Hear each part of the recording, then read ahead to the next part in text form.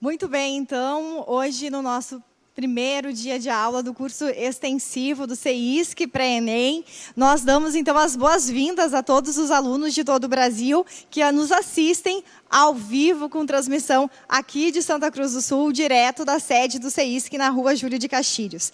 Então, nosso boa tarde e sejam todos bem-vindos, tanto os alunos dos cursos online e presencial que participam conosco dessa formação que começa agora e vai até as vésperas da prova do Enem. Na verdade, até o último dia, que é o dia 10, já porque no dia 11 nós teremos, então, o segundo dia de provas do Enem.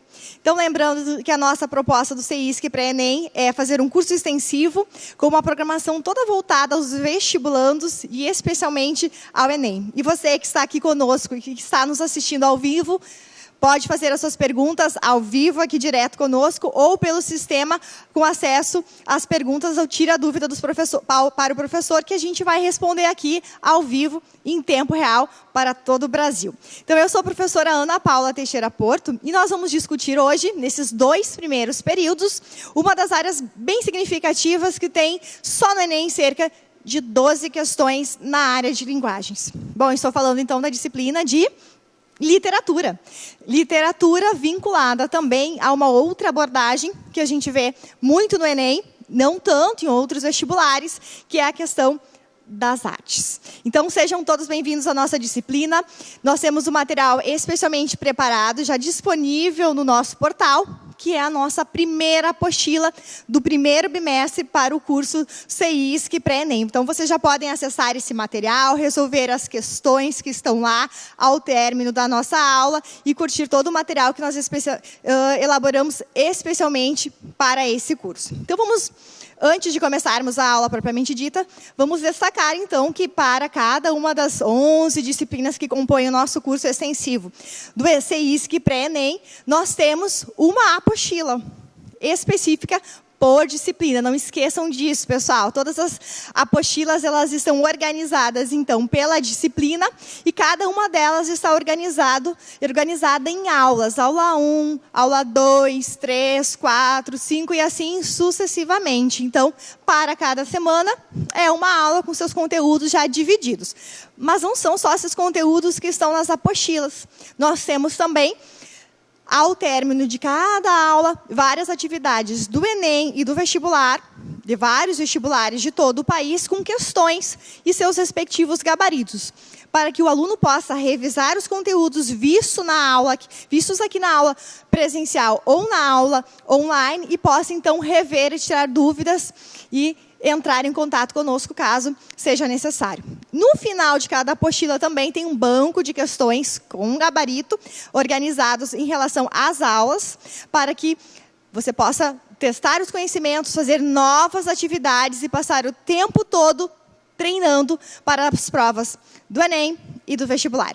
Em caso de dúvida, mande um contato conosco no Tira Dúvidas para o professor, que nós vamos responder. E aqui, presencialmente, é o mesmo processo. Só levanta a mão e faz a pergunta, certo? Então, vamos lá para a primeira abordagem, então, da disciplina de hoje. Lembrando, então, que nós temos uma abordagem nos 2 primeiros períodos, antes do nosso intervalinho curtinho, de 15 minutos, literatura. Bom, literatura, então, é uma disciplina que aparece em todas as provas, praticamente todos os vestibulares, e do Enem também. Então, nessa primeira aula, nós vamos discutir alguns tópicos que vocês podem acompanhar conosco na tela. O primeiro, arte e representação. O segundo, texto literário e não literário. O terceiro, as funções da literatura. O quarto, linguagem literária. E o quinto, figuras de linguagem. Bom, vamos começar pelo primeiro, discutindo questões relacionadas a um conceito super importante, que subjaz a todas as questões de vestibular que apresentam alguma questão relacionada à literatura, que é o conceito de representação. Então, vamos lá. Para essa primeira parte, então. Toda vez que a gente pensa, que a gente observa, que a gente analisa, que a gente faz uma leitura de uma obra artística, que nós estamos falando, por exemplo, de uma escultura, sim, de um grafite, sim, de uma arte que é plástica, de um texto que é literário, nós estamos falando de arte. Mas arte, ela tem uma fundamentação muito importante, que é o conceito de representação. O que é essa ideia de representação? Primeiro tópico, pessoal, para todo mundo compreender que literatura, artes plásticas, grafite, escultura, enfim, todas as formas de manifestação artística, elas são sempre representação. Tá, mas como assim representação?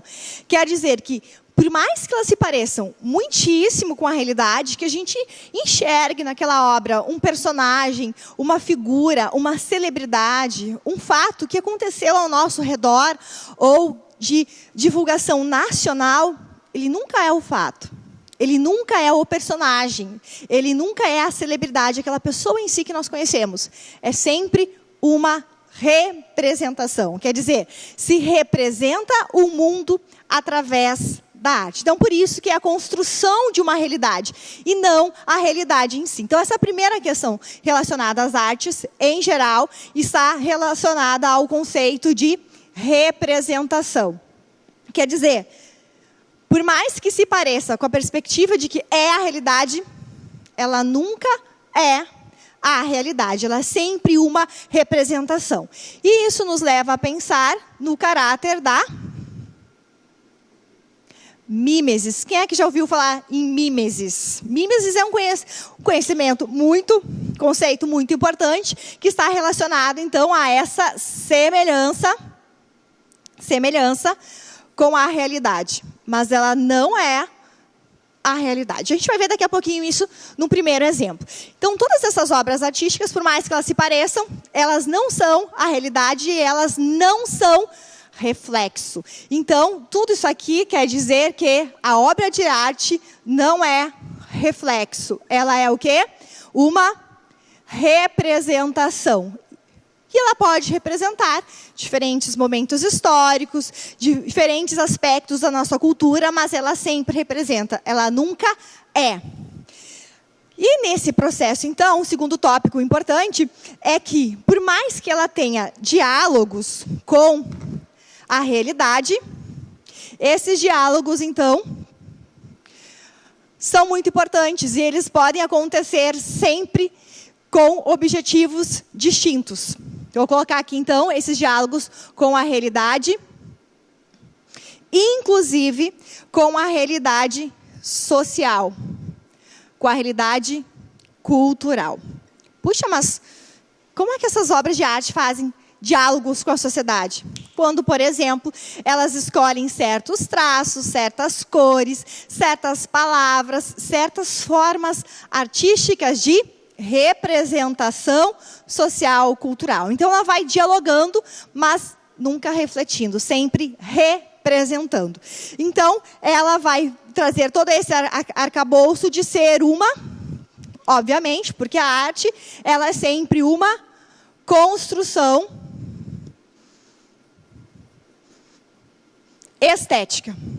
Mas por que nós estamos falando que ela é uma construção estética?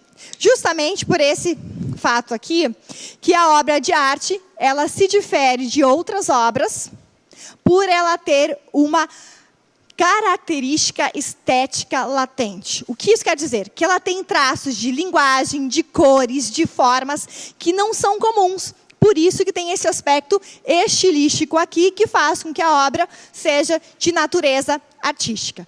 Então, essa construção estética aqui, ela também é uma forma de expressão. E é uma forma de expressão com traços como a linguagem, a estrutura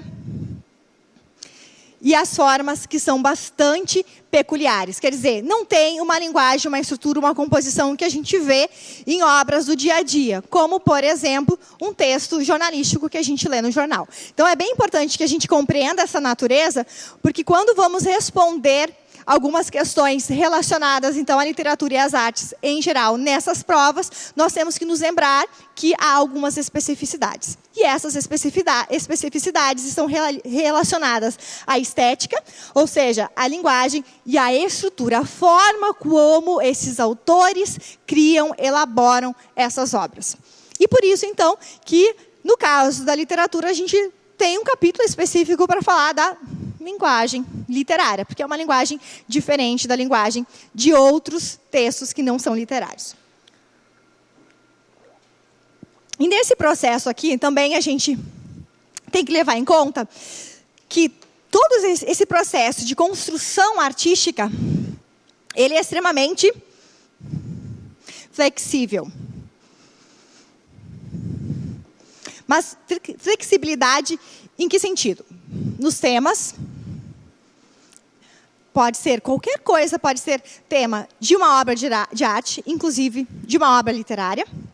Se tem uma liberdade de criação enorme, quer dizer, se pode utilizar diferentes artifícios para a criação dessa obra, se pode utilizar diferentes linguagens, e é claro, gente, que essa flexibilidade, ela varia no tempo e no espaço. Isso aqui é bem importante a gente compreender. Essas variações no tempo e no espaço significam basicamente o quê?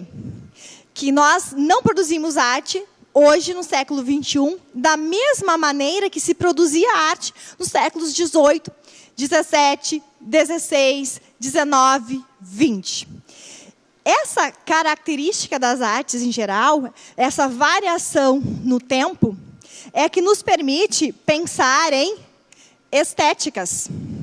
Estéticas literárias, por exemplo, como barroco, arcadismo, romantismo. Justamente porque nós temos, num dado tempo, certas nuances de configuração, de construção dessas obras de arte que nos levam a estéticas literárias. O mesmo acontece com as outras artes. Então, há uma espécie de equivalência quando a gente estuda, por exemplo, a arte literária barroca com a arte arquitetônica do barroco. São pontos em comuns. Por quê? Porque são artes que foram produzidas no mesmo tempo. Então, por isso que a gente diz que há uma flexibilidade, porque as obras não se constroem da mesma forma ao longo do tempo, justamente porque possibilitam essa variação de estéticas. Quando a gente fala de estética, para usar uma palavra mais simples, variações de estilo, quer dizer, formatos, estruturas e linguagens diferentes. Puxa, mas agora faltou uma palavrinha aqui para a gente compreender. Espaço. Nós estamos aqui em Santa Cruz do Sul, ao vivo, transmitindo aula para todo o Brasil. E nós vamos citar um exemplo que o nosso espaço traz algumas características estéticas diferentes da literatura, como é o caso de nosso clássico Simões Lopes Neto. O vocabulário que Simões Lopes Neto utiliza lá no início do século XX, 1912, com contos gauchescos e lendas do Sul, é muito particular da nossa região, com vocábulos, estruturas, termos que são específicos da região de onde esse texto é produzido. O mesmo para o Nordeste.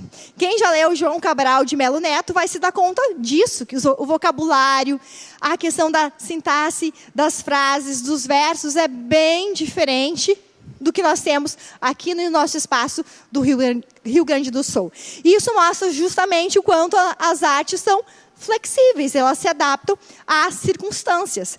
E esses espaços, eles mudam e eles influenciam a produção das obras de arte, não só por uma questão geográfica, mas também por uma questão cultural. Bom, mas o que eu quero dizer com essas variações no espaço, numa dimensão cultural? Que nós temos, nesse rol de arte, aquela arte que vem de uma cultura mais letrada, de uma cultura mais formal, elitizada. E aí vamos pensar num exemplo bem clássico, os textos de Machado de Assis, que são considerados clássicos em todas as épocas. Mas a gente também tem uma outra produção, que não é para um público tão elitizado e tem outras características. Vamos citar, então, a literatura de cordel, muito frequente no Nordeste, no século XX e agora ainda, e também as literaturas de periferia. Exemplo da literatura de periferia são os diários de favelados, obra, por exemplo, Quarto de Despejo, da Carolina Maria de Jesus, que foi incluída agora neste ano como uma leitura obrigatória para o vestibular da Universidade Federal de Santa Catarina. Então, quer dizer, nesses espaços culturais distintos, mais elitizados, que é de onde vem o escritor, de onde emana a sua criação, ou menos, como da periferia, da favela, das comunidades mais desfavoráveis economicamente, vem toda essa construção artística que faz parte, então, do nosso arcabouço de representação. E como é que ela faz essas representações? Dialogando, então, com a época na qual ela está inserida e no espaço de onde ela vem. Então, esses traços aqui serão comuns a todas as artes e vão marcar, então, um pouquinho daquilo que a gente precisa compreender a fazer uma leitura das obras artísticas, entre elas, então, da literatura. Fazendo todas essas construções, a gente observando a estética, as variações no tempo e no espaço, entendendo que toda obra de arte ela é uma representação, que sim, pode dialogar com a realidade de seu tempo, a gente vai ver como as obras se comunicam com o leitor, com o espectador, em alguns casos, para as literaturas orais, com os ouvintes. E nesse processo, então, de construção, a gente vai lembrar, então, que as artes elas são caracterizadas pela construção e exploração de diferentes linguagens. As linguagens verbais e as não verbais. A literatura, basicamente, especialmente a literatura do século XIX, na primeira metade do século XX, em alguns casos, ela é essencialmente verbal. Inclusive, as literaturas orais, que nós desconhecemos. Muitas delas vindas, então, das contribuições das comunidades indígenas. Então, verbais, mas não quer dizer que seja só isso, pessoal. Por quê? Porque quando a gente tem as estéticas no final do século XX e agora no século XXI, com desenhos, com fotografias, com poemas que ilustram, que visualizam imagens, a gente também tem a exploração de registros não verbais. Então, todas as artes exploram diferentes linguagens, algumas apenas as linguagens verbais e outras as não verbais, que são, por exemplo, as peças das artes plásticas, que são basicamente as cores, os traçados, os cenários construídos, nos comunicando algo sem usar uma palavra sequer. Mas, em outros casos, há a combinação das duas. E essa observação das particularidades linguísticas das obras de artes, entendendo linguagem, então, como palavra, imagem, som, são traços inerentes, então, à configuração artística, gente, em todos os tempos. Sempre as artes se configuraram dessa maneira. O que a gente vê, por exemplo, hoje nos grafites, especialmente das grandes cidades, como das capitais, são traços, são desenhos com poucas cores, que nos lembram traços, figuras de desenhos de outras épocas. Tudo através, então, dos recursos não verbais de comunicação. Então, isso é arte também. Aqui, nós temos dois exemplos que vocês podem acompanhar na nossa tela. Primeiro é um clássico, Tarsila do Amaral, que representa uma das mais significativas artistas plásticas da realidade brasileira. E do lado, o que será que é aquela obra de arte? Seria uma arte plástica? Seria uma escultura? Seria uma gravura? Ou seria um grafite? O que será, pessoal? Essa segunda obra de arte, ela esteve nas questões do Enem de 2017, grafite. Então, vamos comentar um pouquinho de cada uma delas. Primeiro exemplo, Abapuru, de Tarsila do Amaral. A gente tem já um cenário que vai demarcar o espaço de representação. Como é que ela faz isso? Observem na tela. Pela escolha dos objetos que ela põe em cena. Olhem só. Configurando aqui à esquerda a figura humana, sem identificação de sexo, com pés e mãos muito destacados e uma cabeça muito pequena que está sobre o braço, apoiado sobre o braço e a mão, já nos sinalizando que essa pessoa que é representada, e não é reflexo, não é a pessoa de verdade, está numa situação meio melancólica, de tristeza, de desesperança. E a gente vai saber que esse cenário, esse espaço é brasileiro em função de duas características principais que ela representa aqui. O tropical, através do sol, e esse verde aqui representando um cactus, que são duas características, então, muito presentes na nossa realidade, já que somos um país, Brasil, um país de realidade tropical. Então, esses elementos, as cores no conjunto, já vão denotar essa representação.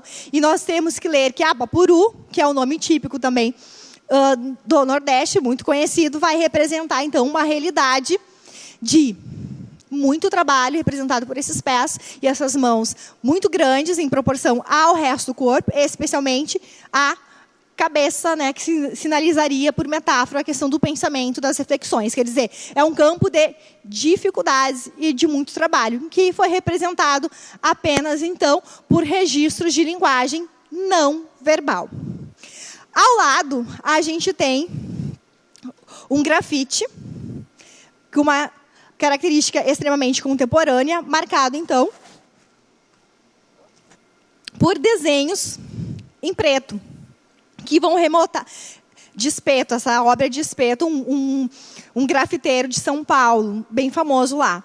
Então, são traços que vão remontar à cultura local brasileira também. Olhem os desenhos aqui, representando, por exemplo, nessa primeira personagem, a questão de religiosidade, os cabelos, né, enfeitados, o corpo, lembrando muito, então, da cultura afro também brasileira.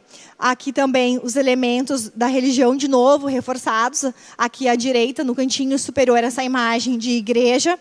Símbolos, então, dessa oposição entre bem e mal, representados aqui através de cores e de traçados também com uma linguagem apenas não verbal. Então, está representando todo um contexto contemporâneo, de novo, situando no espaço brasileiro, dados esses detalhezinhos que a gente percebe. E até a questão das cores e a própria autoria, que é de um paulistano. Aqui nós trazemos agora um exemplo de arte literária, um poema extremamente famoso também, do Manuel Bandeira, que é um poeta clássico do início do século XX, do modernismo, um dos precursores do modernismo nas artes literárias brasileiras, que é O Bicho. Olhem só como o bicho, poema, vai trazer toda uma espécie de narrativa, nos contando algo, acontecimentos, algumas cenas que não são reais, porque literatura é sempre representação, construída com uma linguagem diferente da linguagem jornalística. Quer dizer, constrói essa representação com uma flexibilidade e uma liberdade de criação que é típico das artes. Então, vamos acompanhar na tela a leitura desse poema. O Bicho. Vi ontem um bicho na imundície do pátio, catando comida entre os detritos. Quando achava alguma coisa, não examinava nem cheirava. Engolia com voracidade. O bicho não era um cão, não era um gato, não era um rato. O bicho, meu Deus, era um homem. Então, notem que essa representação de uma situação bastante deprimente do ponto de vista da posição social do homem, associado a bicho, no sentido de não ser nem um rato e nem um gato, quer dizer, coloca num patamar ainda de inferioridade, uma condição mais degradante, vai sendo construída através desses jogos de linguagem, neste caso aqui, de linguagem, então, verbal.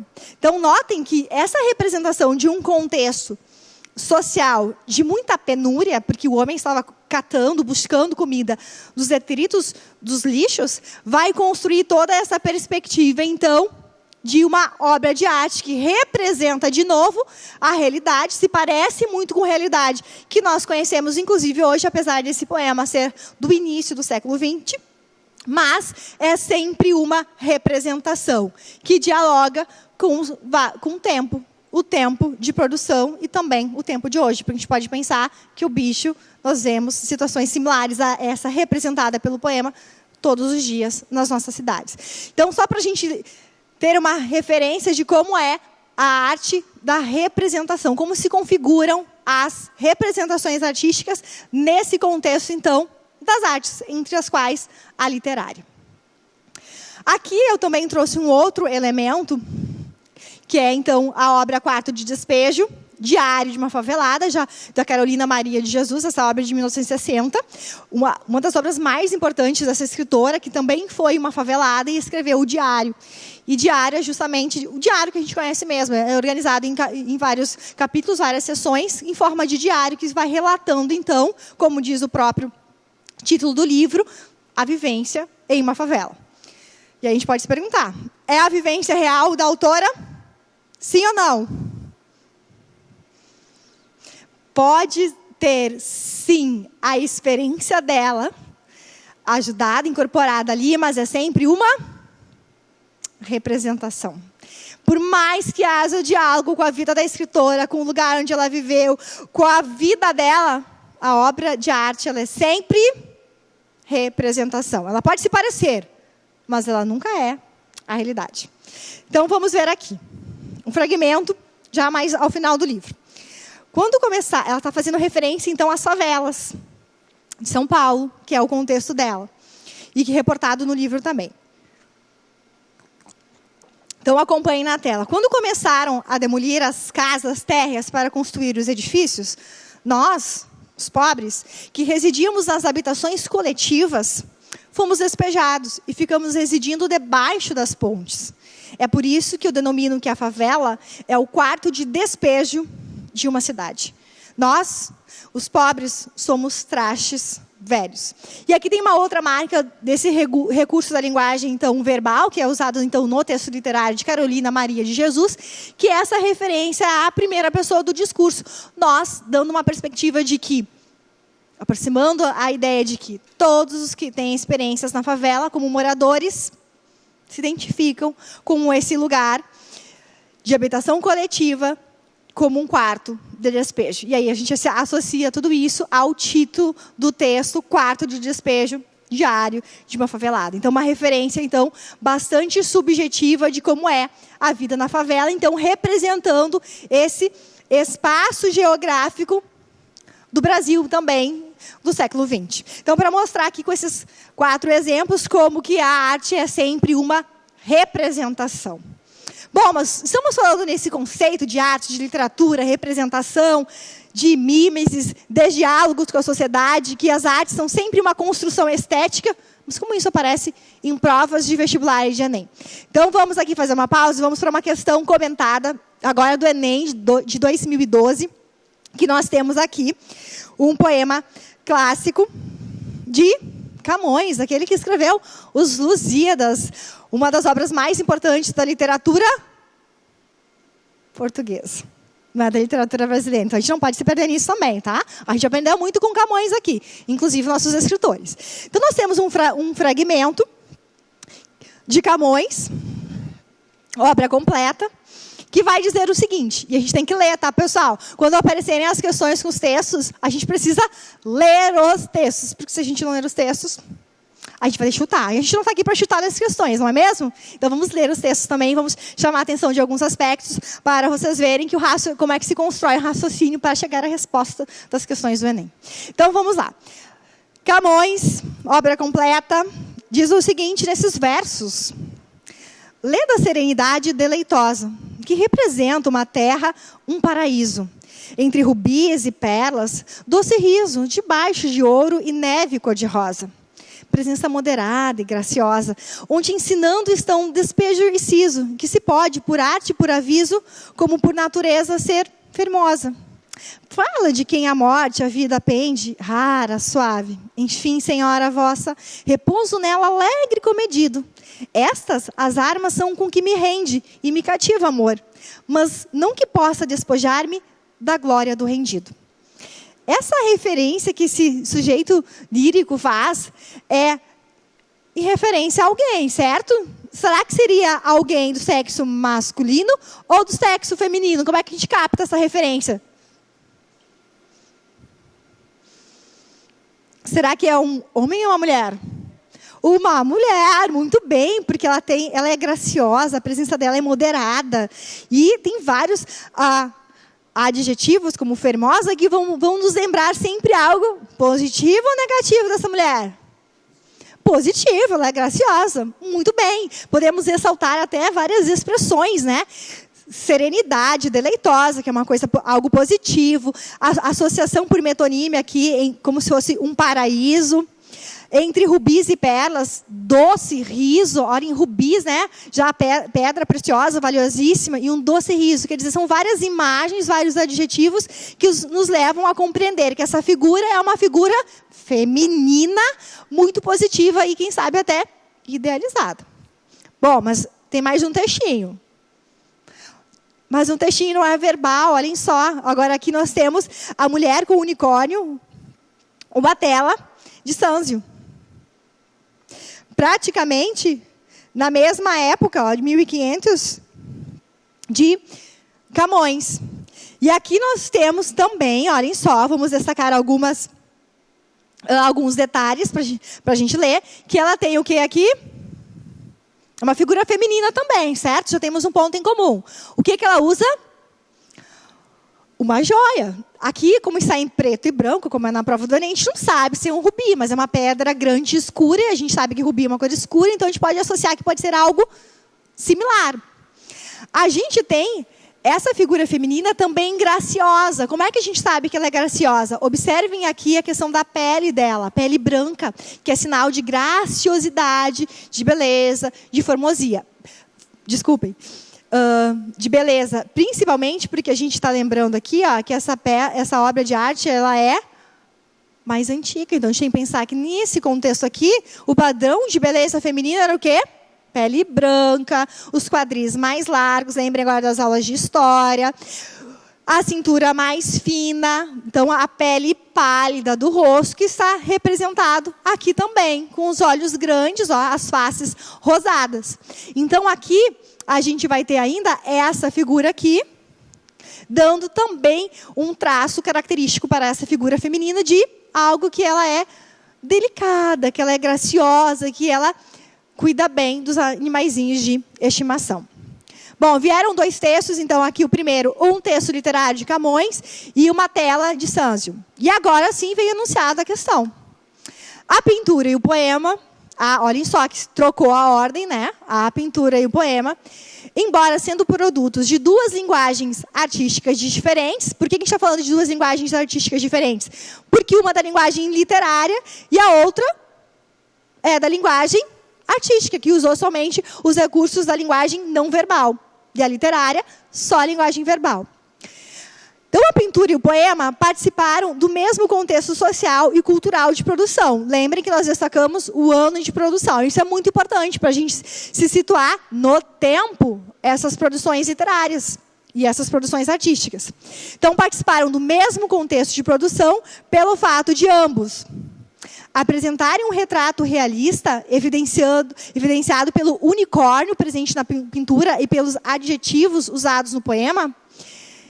Essa perspectiva de retrato realista, a gente sempre deve cuidar, especialmente a palavra retrato. Por quê, gente?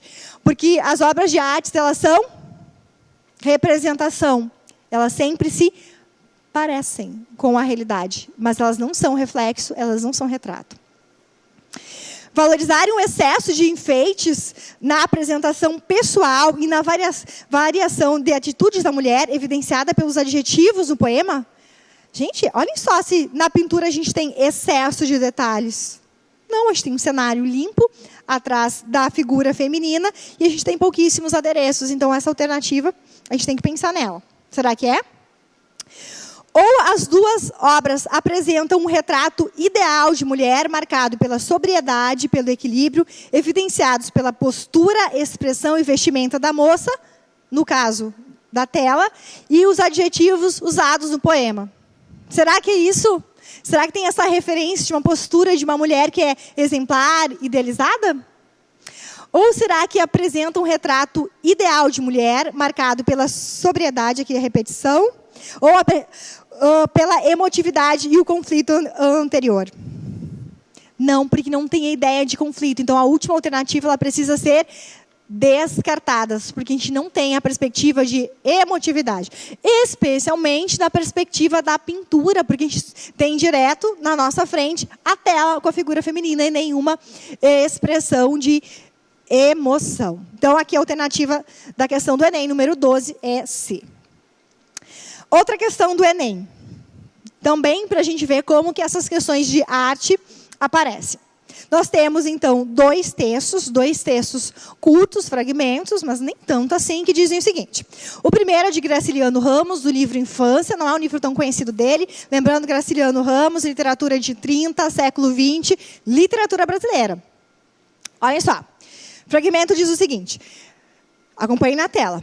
Principiei a leitura de má vontade e logo emperrei a história de um menino vadio que, dirigindo-se à escola, se retardava a conversar com os passarinhos e recebia deles opiniões sisudas e bons conselhos. Em seguida, vinham outros irracionais, igualmente bem intencionados e bem falantes.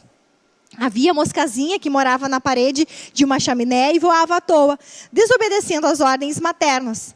Tanto voou que, afinal, caiu no fogo. Esses contos me entregaram com o livro Barão de Bacaúbas. Infelizmente, um doutor, utilizando bichinhos, impunha-nos a linguagem dos autores. Queres tu brincar comigo? O passarinho, no galho, usava adjetivos colhidos do dicionário. A figura do barão manchava o frontispício do livro. E a gente percebia que era dele o pedantismo atribuído à mosca e ao passarinho. Ridículo o indivíduo em surto e grave. Doutor e barão, pipilar, conselhos, zumbir e admoestações. Então tem um texto de uma lembrança da infância que esse narrador conta ao longo de todo esse livro. E no segundo fragmento, que agora é um texto do Antônio Cândido, é um ensaio, a literatura e a formação do homem, ele vai dizer o seguinte. Dado que a literatura ensina na medida em que atua com toda a sua gama, é artificial querer que ela funcione como os manuais de virtude e boa conduta. E a sociedade não pode, senão escolher o que cada momento lhe parece adaptado a seus fins, enfrentando ainda assim os mais curiosos paradoxos, pois mesmo as obras consideradas indispensáveis à formação do moço trazem frequentemente o que as convenções desejariam banir. Aliás, essa espécie de inevitável contrabando é um dos meios por que o jovem, em contato com realidades que se tenciona escamotear-lhe. Então, aqui tem uma reflexão justamente fazendo alusão a essa perspectiva aqui, que a obra de arte, inclusive a obra de arte literária, ela sempre vai ser uma construção com uma linguagem que estrutura de forma diferente da linguagem do dia a dia. Então, a gente não pode esperar dos textos literários algo mais simples, entendível, talvez, numa primeira leitura. E agora sim vem a questão. Os dois textos, com enfoques diferentes, abordam o mesmo problema, que se refere simultaneamente ao campo literário e social. Olhem só que a primeira frase do enunciado já traz uma constatação, já está dando pronta uma leitura para nós. Os dois textos, um literário e um crítico, abordam a mesma questão, o mesmo problema.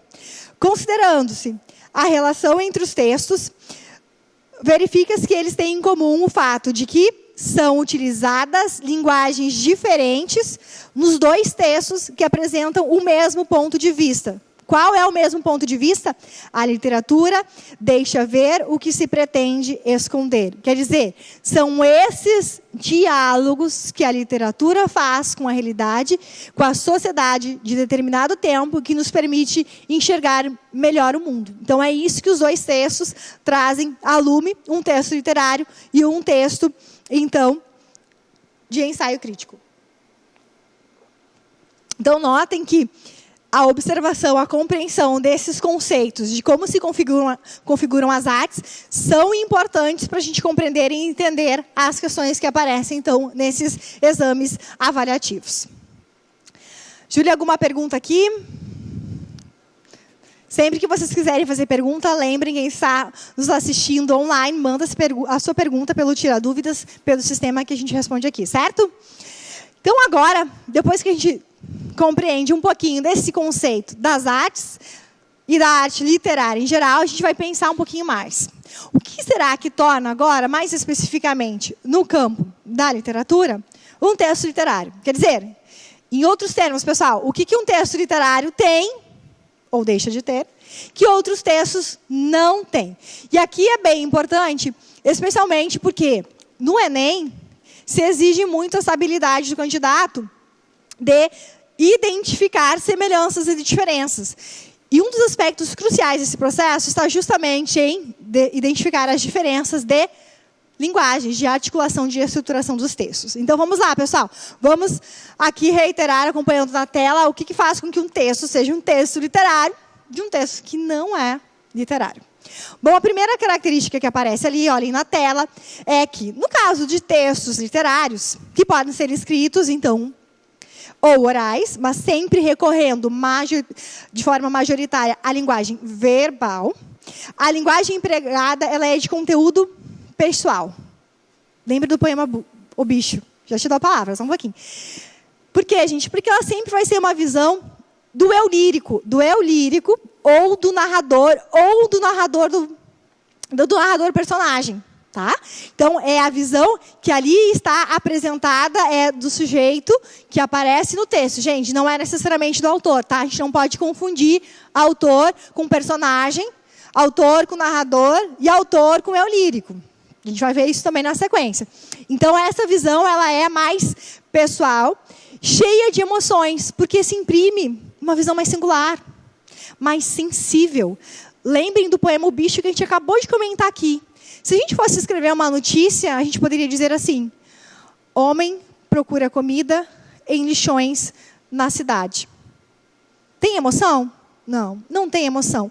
Tem sensibilidade ao tratar, ao representar essa realidade? Não, é mais objetivo, é mais frio. A literatura não, a literatura ela é cheia de emoções por essa visão sensível da voz que aparece no texto. E, nesse processo, valores do emissor. O que são valores do emissor? Uma crítica, uma ironia, uma sátira, aquilo sobre o qual ele está falando, podem aparecer ali. Por isso que essa visão ela é sempre mais subjetiva. E ainda há o emprego, então, claro, da subjetividade, porque é sempre um ponto de vista mais pessoal, mais emotivo, que transparece nos textos literários. Júlia, você queria fazer alguma pergunta?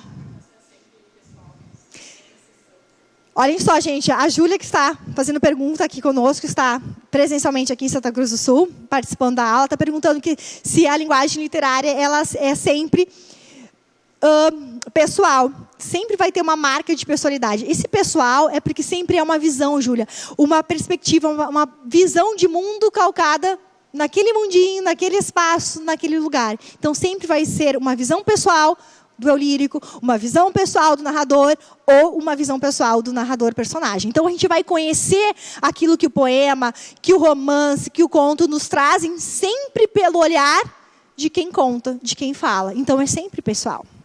Respondido?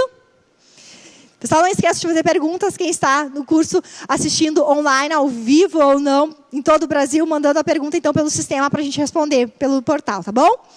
Então, se o texto literário tem essa característica de ser uma linguagem mais pessoal, para a gente saber o que aspira esse sujeito que fala, esse sujeito que narra, no caso dos textos não literários, não é assim. A gente vai ter uma linguagem mais pessoal, mais objetiva em linha reta, como a gente diz. Por quê, pessoal? Porque aqui é uma visão que é mais geral, não tem essa sensibilidade, esses detalhes que nos fazem, às vezes, até perceber aquilo que a gente não percebe no dia a dia. Então, os textos não literários, eles terão essa percepção mais objetiva. Como é que a gente pode perceber isso? Através também dos exemplos dos textos que são do rol dos não literários. Por exemplo, notícia, reportagem, editorial, artigo de opinião. Todos eles têm uma linguagem mais objetiva, como a gente está destacando ali, uma linguagem mais impessoal. Por quê? Porque busca, basicamente, construir, demarcar a função referencial. Quer dizer, se importa muito mais com a mensagem do que se quer passar, com o assunto a ser reportado, com a informação, e menos com a parte estética, que é esse cuidado de escrever de uma forma diferente do que todo mundo escreve. Então, a gente vai encontrar esses traços em notícias, reportagens, editoriais, artigos de opinião. Então, vou marcar justamente esse uso de linguagem mais impessoal, uma linguagem mais objetiva. Eu diria até, gente, não é porque eu sou só professora de literatura, não, tá? Mas que esses textos têm uma linguagem mais simples, no sentido que não estão tão preocupados com a estilística, enquanto que a literatura, nem toda, é bem verdade, se preocupa muito mais com esses artifícios estéticos. Perguntas, pessoal? Podem mandar pelo sistema ou aqui. Outra característica que vai demarcar, então, uma distinção entre os textos literários e não literários. Vamos lá. Segunda característica na segunda linha. Emprego da linguagem multidisciplinar e cheia de conotações. Nossa, o que é isso? Linguagem multidisciplinar quer dizer que quando a gente lembra da história, da geografia, da psicologia, da filosofia, para entender um texto literário, quer dizer que isso nos ajuda nessa complexidade linguística que aparece nos textos literários. Lembram do poema O Bicho, que a gente acabou de comentar? Se a gente sinaliza o contexto do século XX, aumento da pobreza, das grandes desigualdades sociais, também marcando aqui o contexto brasileiro, a gente vai entender que o Bicho, o poema de Manuel Bandeira, ele é muito representativo desse conhecimento também histórico daquela época. E a questão de cheia de conotações é também outro traço que se opõe ao dos textos não literários. Por que a literatura é conotativa? A gente tem que lembrar o que é conotação. Porque a conotação é quando uma palavra, um termo, a associação de termos produzem vários significados diferentes dos significados usuais. Gente, olhem só, o bicho. Se a gente pensar no sentido comum, literal, bicho, a gente vai pensar em animal, certo? Mas o poema é animal? É o bicho homem. Então tem um outro significado, uma nova atribuição de sentido dada àquele termo. Isso se chama conotação. E é muito frequente na literatura. Então, esses jogos de significados das palavras, então, vão demarcar o uso conotativo da linguagem. Ao contrário dos textos literários, não literários, então, em que a linguagem ela é essencialmente, ao contrário, então, denotativa. Quer dizer o quê? Se ela está muito mais preocupada em informar, ela quer ser clara, ela quer ser objetiva, ela não quer suscitar várias interpretações. Então, as palavras vão ter o significado literal. E por isso o predomínio, então, nos textos não literários da linguagem denotativa. Lembrando, então, que a linguagem denotativa é quando a gente pensa no sentido literal dos termos, das palavras e das expressões. Terceira característica que vai demarcar, então, esse universo literário é a linguagem poética lírica. E eu quero fazer uma provocação aqui, pessoal. Isso aparece no Enem também, hein? A linguagem poética que vocês devem estar associando a...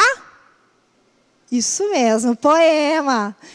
Ela é uma exclusividade dos textos em versos ou ela pode aparecer no meio de um romance?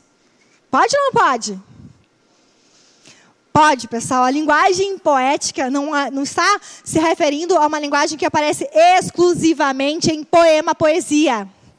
É a linguagem que ela tem uma sonoridade diferente. Ela trabalha com significante, com som, que ela produz efeitos sonoros, semânticos. Quer dizer, que é uma linguagem que não é objetiva, pessoal. Uma linguagem que não é a linguagem do dia a dia. Isso é linguagem poética. E isso vai aparecer em textos literários de diferentes gêneros. Inclusive dos gêneros narrativos, como os poemas, os contos, as crônicas e os minicontos. Então, a linguagem poética vai marcar justamente essa linguagem que é diferente, que tem essas características sonoras, significativas, de conteúdo, diferentes do dia a dia, e ela é expressa, então, em objetivos estéticos na recriação da realidade, a representação, recriação, de uma realidade intangível, somente literária. Puxa, e agora, gente, o que é uma realidade intangível? Anotem aí no material de vocês. O que é uma realidade intangível? Palavra nova, hein? É uma realidade que existe apenas no universo do texto literário. Repetindo, então, é uma realidade que existe apenas no universo do texto literário. Que, de novo, vai lembrar, pessoal, aquilo que a gente está falando aqui, que a literatura é da representação. Por mais que se pareça aquele universo com a vida que a gente vê ali ao nosso lado, ela é sempre uma representação, ela não é aquela vida que a gente vê do nosso lado. Então, esse universo intangível quer dizer que aquele mundo, que aqueles personagens, que aquelas vivências, que aqueles sonhos, que aquelas emoções só existem no texto. Então, realidade intangível quer dizer uma restrição daquelas vidas ao universo do texto literário. Já a questão dos textos literários, aí não, porque não está trabalhando com a ideia de representação. Por isso que a realidade é tangível. O que isso quer dizer, então? Que aquela realidade descrita, narrada, pormenorizada numa notícia, numa reportagem, são realidades que existem e que são nos contadas a partir de um ponto de vista. Então, tem um grau de imaginação muito menor para os textos literários, enquanto que para os textos literários, essa criação, essa representação, ela tem um fôlego muito maior. Então, vamos lembrar de novo, se a gente fosse construir uma notícia com a temática de um homem procurando comida, alimentos em detritos de lixeiras no centro da cidade, a gente teria, então, uma realidade tangível. Quer dizer, tu colocas aquilo que tu observas a partir de um ponto de vista. Enquanto que a literatura, apesar de poder fazer isso, não tem esse compromisso. E no finalzinho aqui, para outras duas características que vão definir os textos literários, distingui-los dos não literários, é que a literatura tem primor da expressão. O que é primor da expressão? Nós já usamos aqui outra palavra equivalente. O que será que é? Gente, olha só, não durmam, hein? É quando a gente está pensando na estética, na estrutura, pessoal, na linguagem, na forma. Porque justamente a literatura, porque tem uma linguagem que é literária, quer dizer, é escrever, é contar, é expor as emoções com uma linguagem diferente da linguagem do dia a dia. É o primor da expressão.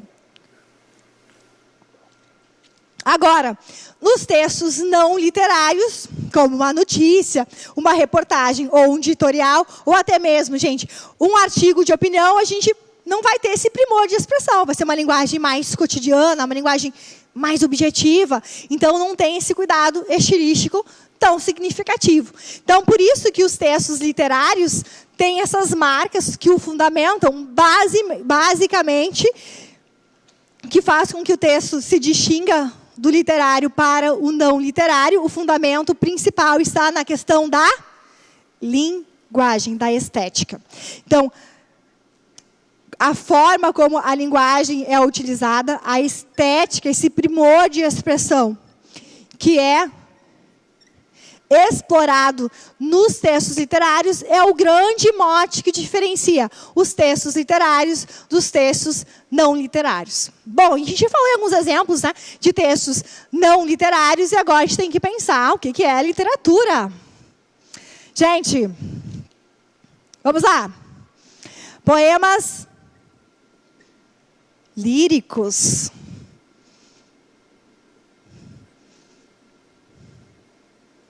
E poemas narrativos. Ih, será que eu estou falando alguma coisa que é nova aqui? Já ouviram essas duas expressões? Poemas líricos e poemas narrativos? Gente, tem uma diferença fundamental. Os poemas líricos, eles se fundamentam, obviamente, pelo fato de serem poemas, porque são escritos em verso, certo? E eles são líricos justamente porque a ênfase é na subjetividade, na emoção do eu lírico. Ele não quer contar acontecimentos, ele quer contar aquilo que incomoda, entristece, o deixa feliz. Então, é tudo voltado para o eu lírico. Então, contar o universo íntimo faz parte, então, do arcabouço dos poemas líricos. Dos poemas narrativos. Narrativa é aquilo que conta uma história, né? É, isso mesmo. Então, os poemas narrativos são aqueles que contam cenas. Se eu perguntasse para vocês, gente, O Bicho, poema do Manuel Bandeira, que a gente acabou de ver, é um exemplo de poema lírico ou narrativo? O que é, gente? Acertou muito bem. Você que disse que é um exemplo de poema narrativo, porque ali a gente tem um sujeito sobre o qual se fala, uma espécie de personagem, né? O bicho, o rato, o gato, né? Se fala sobre ele. E não está se ressaltando, então, as emoções. E sim, se relatando algo que poderia ter acontecido nessa realidade intangível do texto literário. Outros exemplos de poemas narrativos é o poema épico, Os Lusíadas. Poemas, então, são exemplos de textos literários, assim como são romance. Exemplo de romance, Memórias Póstumas de Brás Cubas, do nosso querido Machado de Assis, Capitães de Areia, de Jorge Amado. O que mais que aparece também no vestibular? Vidas Secas, do nosso Graciliano Ramos. Então, são narrativas mais longas, todas elas trabalhando muito com essa questão da linguagem literária e da forma de escrever, ou seja, da estética, e se incluem, então, nessa categoria de narrativas mais longas. Então, portanto, são romances. Mas a gente pode ter textos mais curtos, os contos, como os contos de Caio Fernando Abreu, do livro Morangos Mofados, que são extremamente recorrentes nos vestibulares brasileiros. A gente pode também ter dos textos literários crônicas. Opa, escrevi de outra cor. Maior cronista da atualidade brasileira, quem é? Quem sabe me dizer o nome? Rubem Braga é um deles. Mas a gente tem o paranaense Dalto Trevisan, que é mais recente, também como um dos maiores cronistas da nossa realidade, da nossa literatura. E a gente também, vamos acrescentar os mini-contos. São textos extremamente curtos, de pouquíssimas palavras, que ilustram também todo esse trabalho artístico que se faz, então, com a linguagem e com a estética, dando um primor de expressão e fazendo com que os textos, então, sejam, de fato, textos literários. Então, aqui, gente, para a gente fazer um resumo dessa parte, vamos lembrar o seguinte: os textos literários, então, eles são justamente textos literários porque eles são focados em uma linguagem, construídos com uma linguagem que se afasta da linguagem que nós usamos no dia a dia. Justamente porque esse uso diferenciado da linguagem do dia a dia leva a quê? A uma estética, a um primor de expressão que a gente não vê em outros textos. E é claro que com isso a gente perde um pouco a ênfase em contar alguma coisa, a ênfase na informação, mas ganha no formato desses textos, na organização. E nesse rol, então, de trabalhar com a estética, a gente vai ter predomínio, é claro, da linguagem. Quem lembra? Conotativa. É aquela linguagem cujas expressões vão ter significados distintos, que combinados produzem um ótimo efeito. Agora, pessoal, os textos literários distinguem-se dos não literários justamente porque esses não estão preocupados em construir uma linguagem diferente do dia a dia. Não estão focados no primor da expressão. A linguagem denotativa, com as palavras com seus significados literais, objetivos, unívocos. Porque a ênfase aqui não é construir um texto rico em expressividade. Ele tem que ser rico em informação. Então, isso vai marcar as diferenças entre os textos literários dos textos não literários.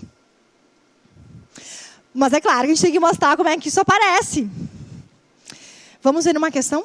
Como é que o vestibular e o Enem podem nos cobrar esses conhecimentos sobre textos literários e textos não literários? Vamos ver aqui a questão?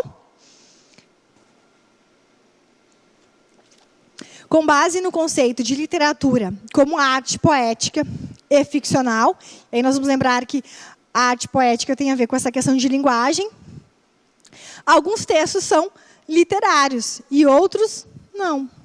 Observe as declarações que se fazem, então, sobre os textos literários e não literários. Primeira afirmativa.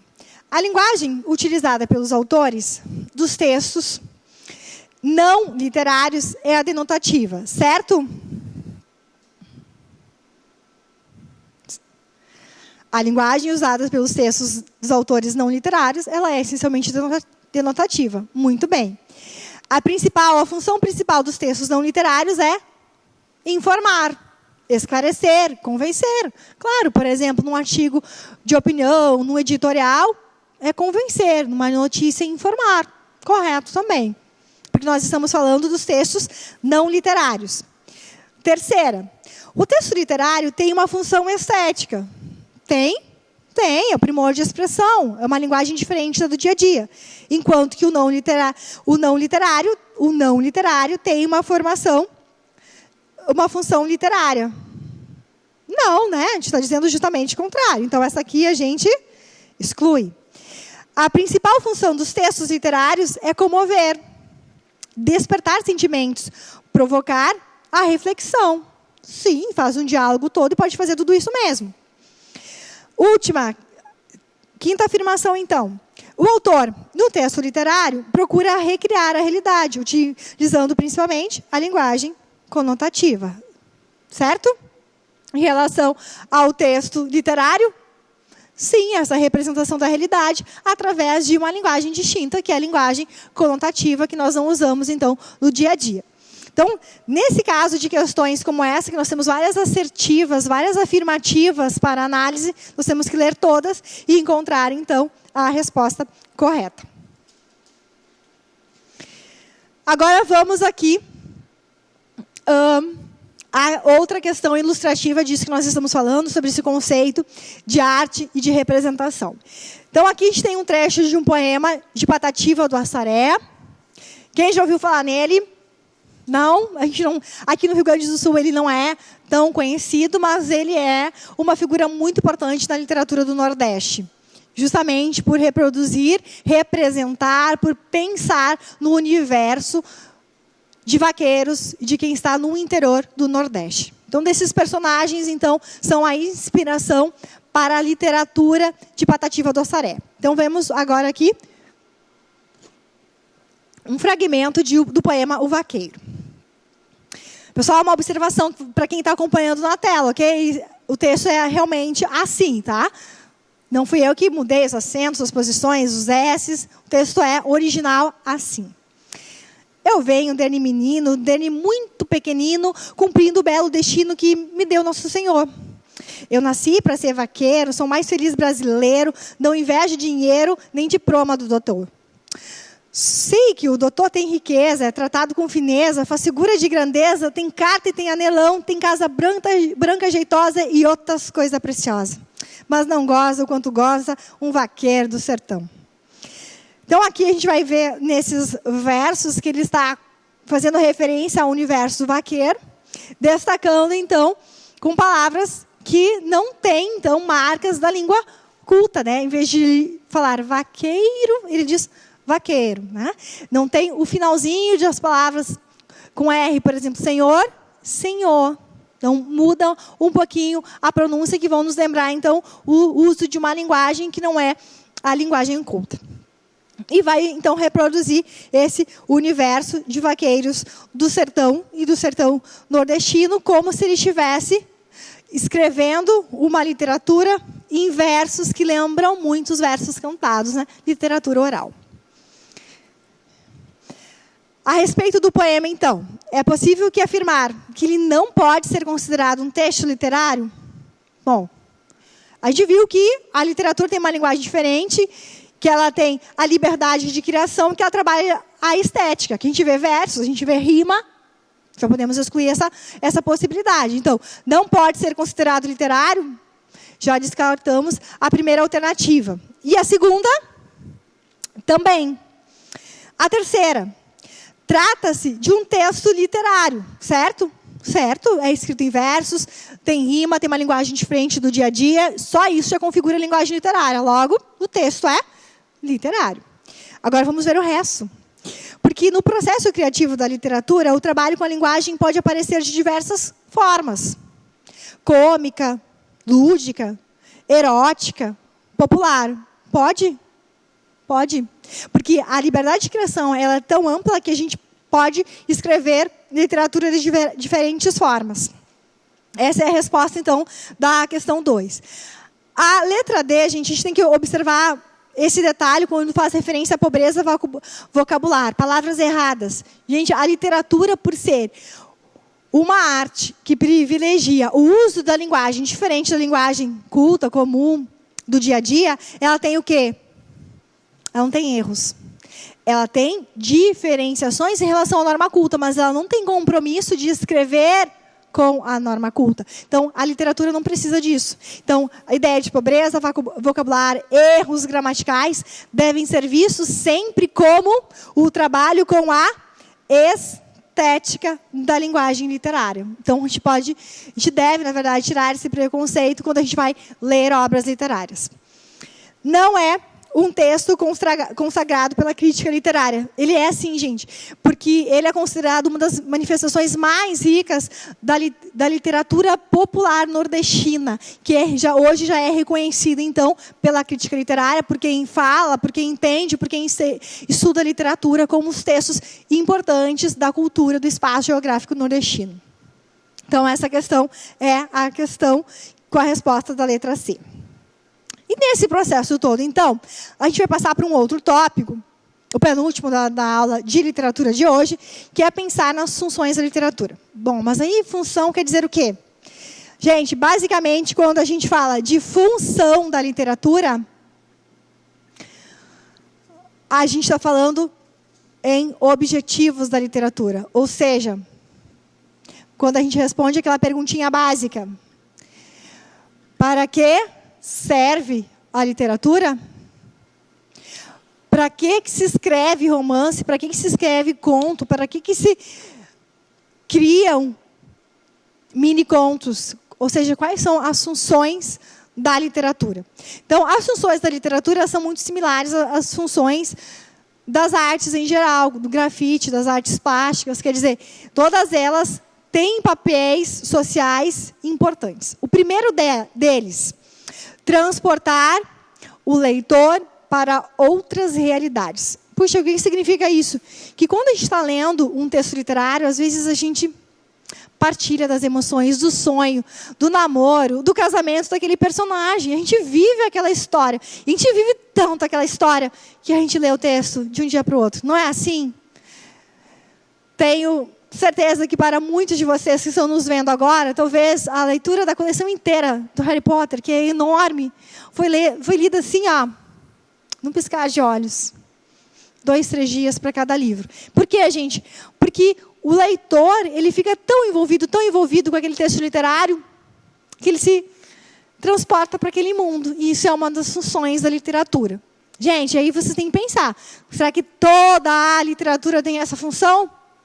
Não, depende. Tem textos literários que a gente não tem aquela liga, sabe? A gente não gosta tanto e não vivencia aquela história. Mas alguns sim.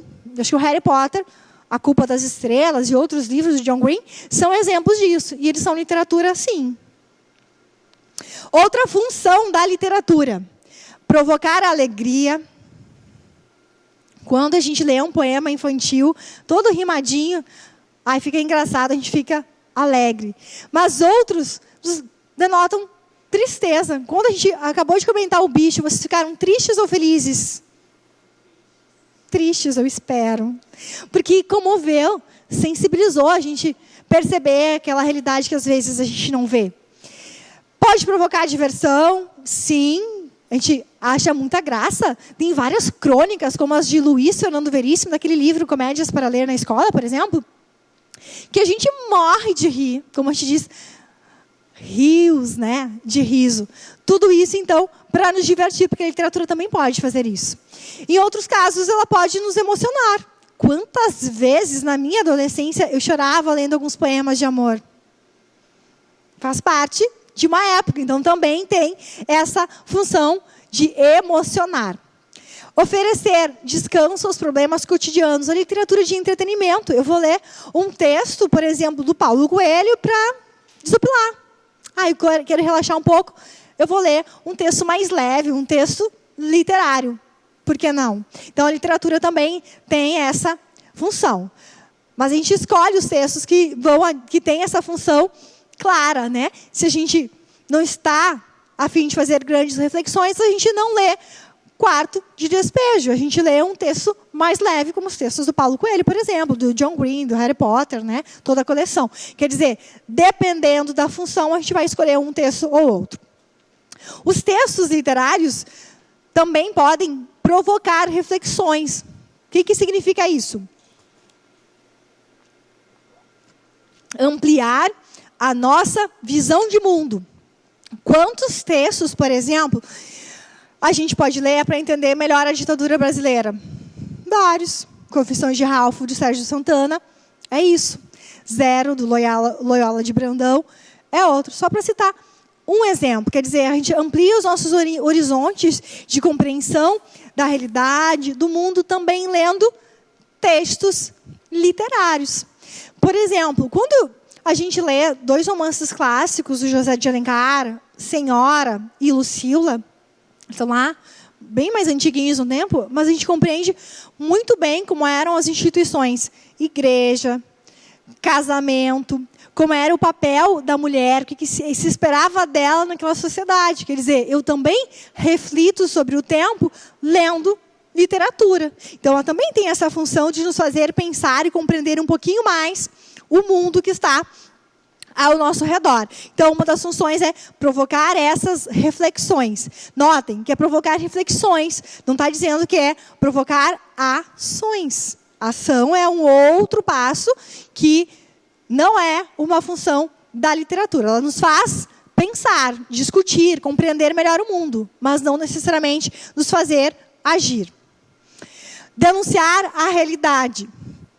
Gente, literatura de denúncia era muito comum. Quer dizer, algo que a gente não poderia falar tanto, que era mais invisível aos olhos da sociedade, a gente denunciava através da literatura. O próprio exemplo que a gente viu hoje de Quarto de Despejo, relatando como é a vida de um favelado, também nos permite conhecer essa realidade. É uma denúncia das condições precárias de vida nesse lugar. Mas a literatura também pode apresentar um conhecimento do mundo e dos homens. Gente, quem já leu Clarice Lispector? Várias reflexões filosóficas sobre o que somos, quais são os objetivos de vida, mostram quanto a literatura pode nos ensinar a reconhecer como somos. Então, isso também é uma função da literatura. Produzir um consenso social. E ali está, entre parênteses, uma expressão chamada moral social. Gente, isso é verdade. Tem muitos textos literários que têm essa função mesmo de disseminar certas moralidades, né? Certos padrões sociais de comportamento. E isso, claro, cabe a gente, como leitor, identificar e aderir ou não. Exemplo disso. O romance Lucila, que é um célebre que também aparece muito nos vestibulares, ele conta a história, Lucila, do José de Alencar, então ele é um romance célebre que conta a história de uma mulher que era prostituta, mas que ela se apaixonou por um homem, Paulo. E aí eles tiveram um romance. E ele, ao final, toma conhecimento da história, mas também dos motivos que levaram Lúcia, que é a personagem, Lucila, à prostituição. Era justamente para dar sobrevivência ao pai doente, porque ela era de uma condição muito marginal, muito pobre. E, no final, a Lucila tem essa relação, mas ela acaba amorosa com Paulo, mas ela acaba morrendo. Quer dizer, qual a moralidade que está implícita na tessitura desse romance? Que as mulheres prostitutas, elas têm o quê? De ser penalizadas. Então, isso é um processo que a gente deve observar, que algumas obras literárias têm essa moral que pode ser amplamente discutida, pode ser aceita e pode ser questionada também. Então, literatura também tem isso, ela pode apresentar, então, consensos sociais. E, por outro lado, ela pode subverter regras, propor rupturas e o novo. Quer dizer, aquela literatura mais questionadora que vem, basicamente, a partir da segunda metade, a primeira metade, na verdade, do século XX, até hoje, ela rompe com padrões de comportamento, com padrões linguísticos, padrões culturais como um todo, e faz, então, com que haja uma ênfase na subversão. Então, se a gente for pensar nessas inúmeras funções da literatura, um primeiro ponto, pessoal, que vocês não podem esquecer: toda obra literária, romance, conto, poema lírico, poema narrativo, tem que ter todas essas funções? Não. Cada texto, gente, é um texto, ele é uma obra. Então, ele vai ter uma ou outra função. Elas podem coexistir? Algumas delas? Sim, podem coexistir, mas não quer dizer que todas as funções que nós estamos destacando aqui tenham que aparecer em todas as obras literárias. E se a gente for fazer um esquema para resumir essa ideia das funções da literatura, a gente faria o seguinte. Vou usar esse lado aqui do quadro para dizer que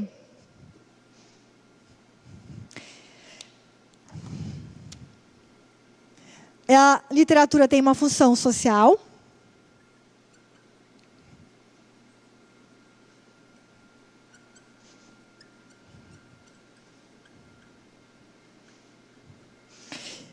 cultural, uma função reflexiva e uma função de entretenimento. Tá, mas o que quer dizer isso? Função social na medida que ela possibilita fazer com que a gente conheça mais o mundo, a gente mesmo e o outro, que ela denuncia a realidade, quer dizer que ela nos representa a realidade, mostrando alternativas de a gente se sentir mais sensibilizado, mais triste, mais contente com aquilo que a gente vê no texto. Uma função cultural, na medida que ela dá a possibilidade que não somente a cultura elitizada, a cultura das elites, seja transportada para o texto, mas a cultura da favela, por exemplo, apareça ali. A cultura do vaqueiro, do Patativa do Assaré, seja literatura também, quer dizer, ela dá uma abertura cultural, qualquer espaço geográfico, qualquer cultura pode ser inserida na obra. Uma função reflexiva, à medida que a obra literária, então, permite que a gente se questione, que a gente provoque reflexões, nos apresente regras para questionarmos essas regras, mas ela também pode ser uma literatura de entretenimento, aquela que vai nos transportar para um outro mundo, nos fazer descansar, nos fazer rir, nos fazer graça. E a literatura também pode ter isso. Então, resumindo, a gente pode dizer que as funções da literatura são sintetizadas em 4 grandes eixos: função social, função cultural, função reflexiva e função de entretenimento. Então, esse seria um esquema básico para a gente pensar para que serve a literatura. Gente, a gente está falando dessas funções para a literatura desde que a literatura existe, tá? Essas funções, desde sempre, acompanham todas as produções literárias ao longo dos séculos. Pessoal, alguma pergunta sobre as funções da literatura? Não é para dormir, não, tá? E eu sugiro, gente, que vocês anotem esses esquemas, porque vão ajudá-los a memorizar e, especialmente, pessoal, a compreender esses conceitos que subjazem às questões dos vestibulares e do Enem. Bom, já vamos para o nosso teste de novo. Vamos pensar, então, em como aparece essa abordagem das funções da literatura, que a gente pode dizer que as funções da arte, de modo geral, dos vestibulares e no Enem. Bom, vamos lá. A questão número 1, então. A arte é uma das formas de expressão humana. Sem um objetivo utilitário, causa prazer, choque, rupturas. Observe as 2 telas abaixo. A primeira, o balcão, de 1869, é do impressionista Manet. E a segunda, a perspectiva 2, o balcão, de Manet, é do surrealista Magritte. Notem que aqui a gente já está vendo um diálogo entre 2 obras, né? O balcão e o balcão de Manet, que já fazem nos lembrar que deve haver um diálogo, deve ser um recurso intelectual ali, certo?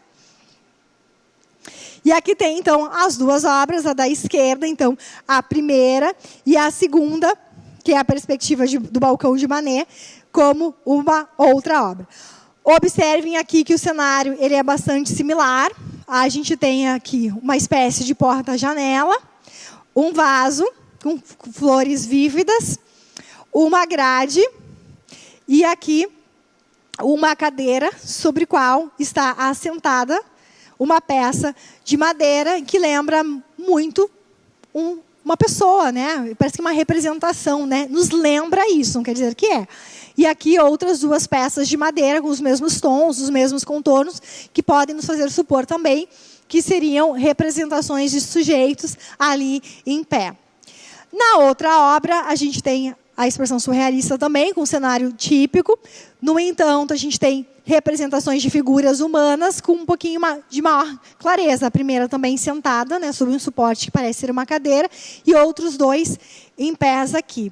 Uma representação masculina e outras duas femininas aqui, que nos lembram muito bem um cenário não tão contemporâneo assim, não é? Vamos lembrar que as peças são de 1800. E aqui vem, então, a questão. Considere, então, as imagens invertidas na hora de ler as alternativas. A primeira é perspectiva 2 e a segunda é balcão de Mané. Olhem só as imagens invertidas já, trazendo essa complexidade da questão para a gente analisar uma e outra. Ao comparar as duas imagens, considerando que a primeira seja bela, pode-se afirmar que essa beleza desaparece perante a morbidez da segunda. Bom, a primeira seja bela? Não, né? Porque as representações das cores, vamos voltar aqui à imagem, são mais escuras. Então, a gente lembra que é invertida, né? Não são tão claras. Então, dá uma ideia de beleza, né? Olhando para essa imagem, que é uma representação, a gente não tem uma sensação positiva. Então, essa a gente descarta. Vou para a letra C, para depois explicar por que a B é correta. Os elementos básicos de expressão dos pintores são diferentes, de acordo com o momento histórico em que se apresenta. Isso anula a relação entre elas. Gente, olhem só. Os elementos são diferentes? São. Dá para ver aqui, né? Um aqui tem os traços bem mais definidos e o outro nem tanto. No entanto, gente, olhem só. Tem a chave da questão no próprio enunciado. Uma obra, ela é impressionista e a outra é surrealista. Se a gente for lembrar que surrealismo, impressionismo, cubismo foram todas vanguardas europeias do início do século XX, a gente vai lembrar que há sim relação e que todas são do mesmo momento histórico. São dos primeiros anos do século XX. A gente já descarta essa informação. Como é que eu vou descartar? Porque eu tenho que ter o conhecimento histórico que essas tendências artísticas, impressionismo e surrealismo são de época contemporânea, quer dizer, aconteceram simultaneamente. A gente pode observar também um pouco pela época, 1869, 1950, quer dizer, elas não estão tão distantes assim no tempo. Porque quando a gente fala de 100 anos para obra de arte, 100 anos não é um tempo assim tão significativo. Magritte teve a intenção de ofender Manet com a tela perspectiva, o balcão, o que explica a corrupção da imagem inicial. Não é a questão de ofender, é fazer uma releitura com uma linguagem, com artifícios estéticos distintos. É isso que acontece dessa relação entre as duas obras.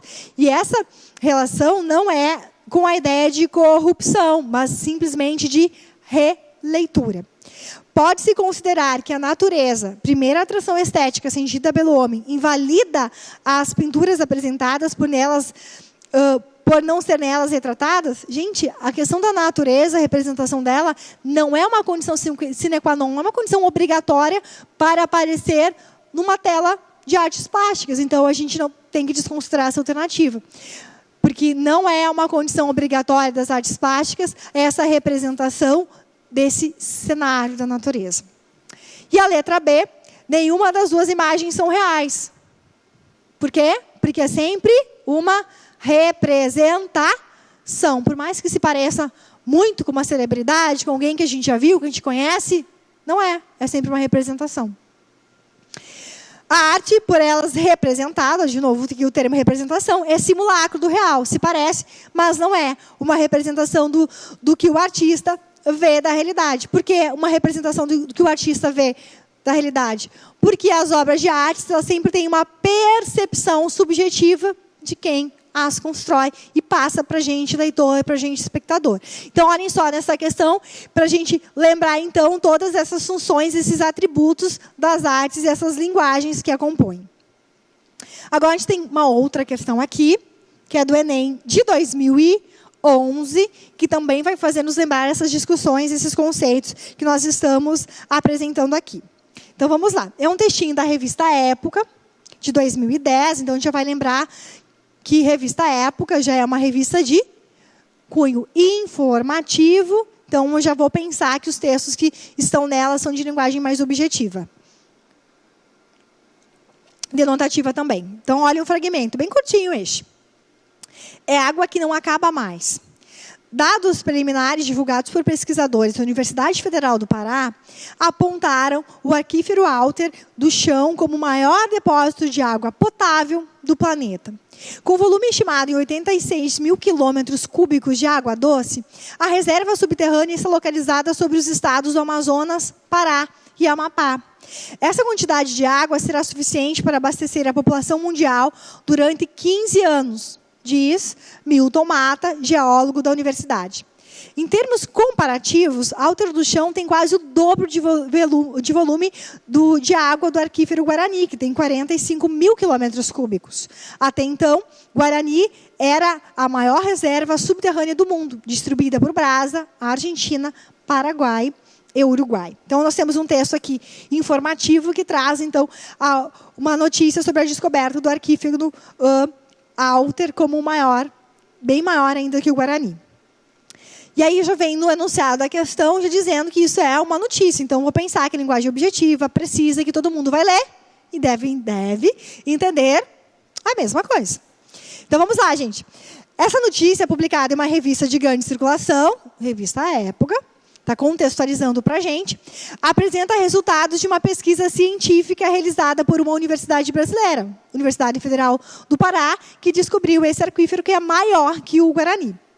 Nessa situação específica de comunicação, e aqui é importante a gente pensar que nessa situação específica de comunicação está falando basicamente no texto da notícia. A função referencial da linguagem predomina. E aí, pessoal, o que é a função referencial? Vamos lembrar que função referencial de linguagem é aquela função de linguagem que se centra no quê, gente? No repasse de uma informação. Não quer trabalhar com expressividade, quer dizer algo para o leitor. Por isso, o foco no referente. Por isso, o nome função referencial é igual a ênfase na informação, que é o básico de uma notícia. Então, a função referencial predomina porque o autor do texto prioriza o que será? Opiniões, aspectos objetivos, elementos de persuasão, elementos estéticos ou aspectos subjetivos. O que vocês acham? Qual será a resposta do Enem 2011 para essa questão? B. Aspectos objetivos e precisos? Sim, muito bem, você acertou. Por que a resposta é justamente a alternativa B? Porque nós estamos falando de um gênero, que é o gênero notícia. Notícia é um texto literário? Não, não é um texto literário. Então, ele vai se marcar justamente pela função referencial, informar algo, e por uma linguagem mais literal, menos literal, quer dizer, uma linguagem que vai ser denotativa, objetiva, precisa, porque ela não quer encantar ninguém, nem mudar o formato de expressão. Ela quer simplesmente informar. Por isso que essa é a resposta. A questão dos aspectos objetivos e precisos são salientes no texto, porque é um texto não literário. Se trata, como a gente está destacando aqui, de uma notícia. E nesse processo todo, a gente pode pensar também, já que nós estamos falando de literatura, o que faz com que o texto seja literário, é o fato de ele apresentar certas características que outros textos não apresentam. Então, isso está, como a gente já destacou aqui, focado na questão da linguagem literária. E essa linguagem literária, segundo Domingos Proença Filho, ela tem 6 características básicas que a gente sempre deve procurar, vamos dizer assim, quando a gente está lendo textos literários. Então, vamos lá. Quais são essas 6 características? Acompanhe ali no quadro. Primeira, complexidade. Segunda, multissignificação. Terceira, predomínio da conotação. Quarta, liberdade de criação. Quinta, ênfase no significante. E sexta, variabilidade. Bom, vamos destacar, então, cada uma delas colocando uma palavra-chave ali do lado. Então, vamos pensar que, se o texto é literário, tem uma linguagem com uma característica própria, que se chama complexidade, a complexidade está focada em qual palavrinha-chave? Como a gente pode resumir? Diferente do usual. Aquilo que a gente vê todo dia, que é comumzinho, que a gente lê no jornal, não é o que a gente vê na literatura. Quer dizer, tem um arranjo diferente, mais complexo, mais difícil em alguns casos. Então, isso é a natureza da complexidade que caracteriza a linguagem literária. Lembrem de novo do poema O Bicho, que ele serve muito bem para a gente explicitar essa característica da linguagem literária. Quer dizer, é muito mais complexa a narrativa daquela cena do que se a gente fosse ler uma notícia. Multissignificação. Gente, o que é a multissignificação? Muito bem, Júlia. Várias significações, quer dizer, eu tenho que várias interpretações, vou colocar várias leituras, várias interpretações. Quer dizer, eu posso ler um mini conto, que eu deixo bem curtinho, e pensar que pode ser isso, pode ser aquilo, pode ser aquele outro. Quer dizer, é o campo das várias leituras possíveis para a gente ler um mesmo texto literário. A terceira característica é conotação. Mas aí parece bem lógico, né? Sim, por que parece lógico? Porque quando a gente fala em literatura, a gente está dizendo muito que literatura é literatura porque a linguagem é diferente, né? É isso que a gente está falando aqui o tempo todo. É uma linguagem que tem características estéticas diferentes do que aquilo que a gente vê em outros textos não literários. Para isso, então, as palavras ganham novos sentidos. Eu vou colocar novos e especiais significados, sentidos, a termos e expressões. Vamos retomar o exemplo de hoje de novo? Bicho ganhou no poema do Manuel Bandeira um significado especial para a pessoa carente, o pobre, que não tinha comida. Quer dizer, significados especiais, e eu coloquei aqui novos também, porque em muitos casos, como em textos do nosso grande Guimarães Rosa, a gente vai encontrar palavras comuns com significados totalmente diferentes. Então, a gente pensa aqui que, por essa combinação de linguagem diferente, a gente vai encontrar, então, novas significações para palavras, expressões e, às vezes, um segmento maior de uma frase. A questão da liberdade de criação. Liberdade de criação. O que isso se relaciona? Gente, literatura não tem regras. Pouquíssimas podem ser seguidas. Quer dizer, é a liberdade nos temas e a liberdade nas formas. Por exemplo, qualquer assunto pode ser tema de um romance, de um conto. Qualquer assunto. Até aquele que a gente jamais imaginaria que viraria o tema de um romance. Por exemplo, em A Paixão Segundo GH, de Clarice Lispector, a história toda são os devaneios, as perturbações da personagem principal, por ela imaginar uma barata andando ao redor dela. Pensem se isso seria um tema de uma notícia de jornal. Jamais. Mas aqui a liberdade na literatura ela é tanta que nos temas qualquer coisa pode ser assunto. E a liberdade também de formas. Eu posso ter poema, conto, mini-conto, um hino, eu posso ter uma elegia, um soneto, e cada um sendo construído com uma linguagem muito particular do seu autor. Então, as formas, elas são muito variadas, justamente porque há essa variabilidade de produção literária. Quer dizer, ao longo do tempo, a gente vai observando variações nos temas e nas formas de produzir literatura. A outra característica que aparece aqui é ênfase no significante. O que é significante? Dizia Saussure, agora nos estudos linguísticos, que o signo é formado pela associação de um significado e de um significante. Significantes são as menores unidades sonoras. Bom, traduzindo para um termo bem simples, são os sons, as pronúncias e aquilo que a gente ouve. Então, aqui são as rimas, as aliterações, as assonâncias. Essas rimas que a gente forma dentro dos versos, no final deles, quer dizer, é trabalhar com o som. Então, aqui, vamos dizer assim, que é uma espécie de estética do som, se faz combinações com as rimas para destacar, então, uma linguagem diferente da linguagem de outros textos. E no final aqui, Domício vai destacar que outra característica dos textos literários é a questão da variabilidade.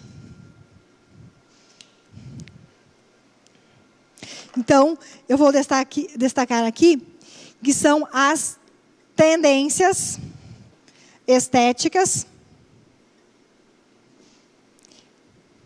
e temáticas e as funções que mudam. Ou seja, a literatura ela vai se consagrando ao longo do tempo por definir várias funções diferentes. Ela pode variar de uma função de entretenimento para uma função social.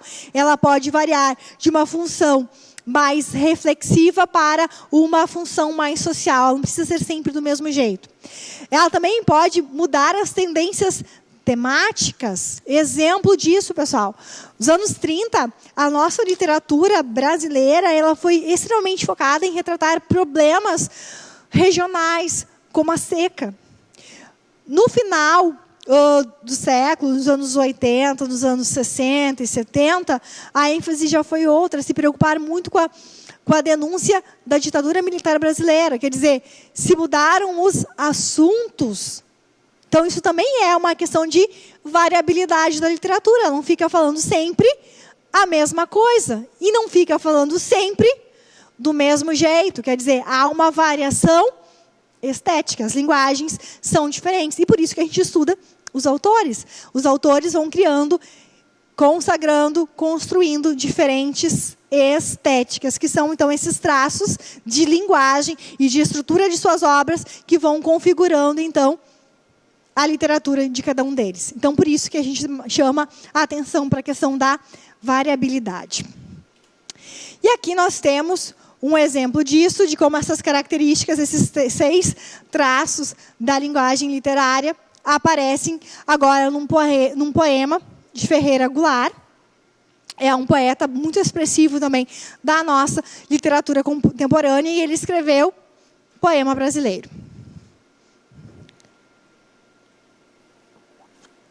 Diz o seguinte: no Piauí, de cada 100 crianças que nascem, 78 morrem antes de completar 8 anos de idade.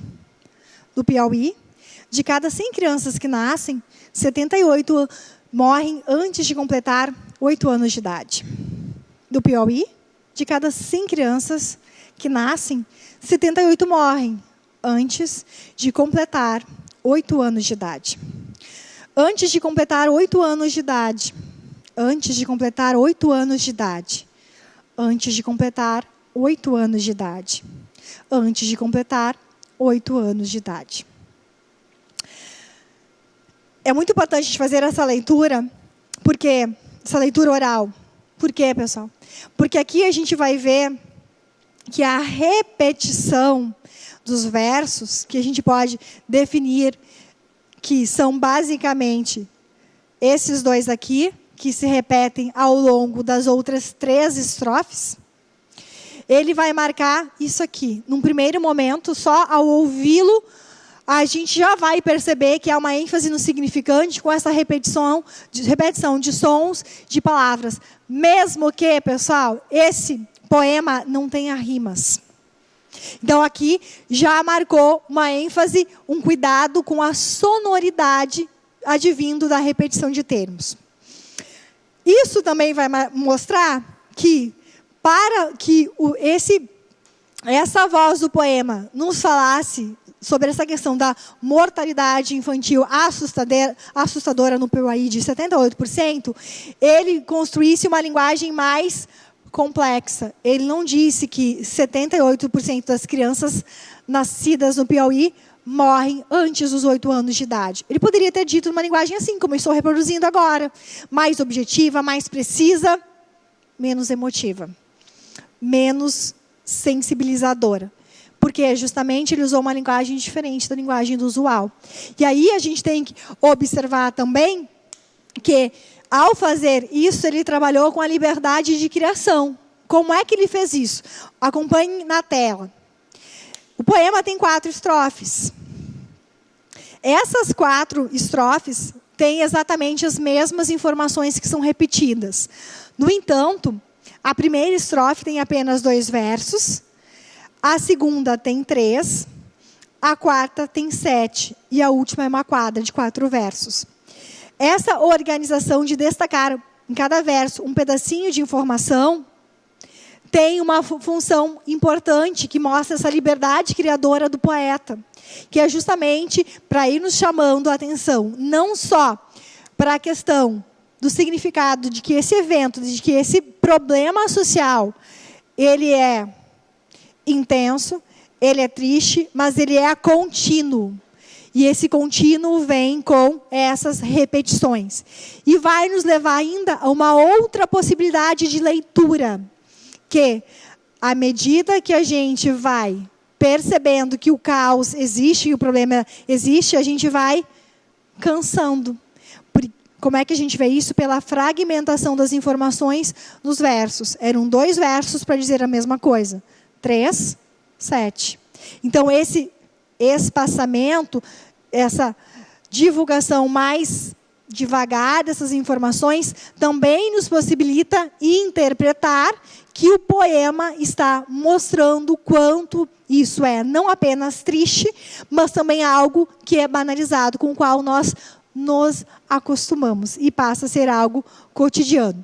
E aí, gente, vem a última estrofe do poema repetindo o mesmo verso, na mesma sequência, antes de completar 8 anos de idade. Então, nesse finalzinho aqui, a gente vai ter o exemplo de como essa linguagem, que está marcada pela sonoridade, pela repetição, vai marcar também uma leitura de que nós temos que ficar indignados por essas crianças morrerem tão cedo.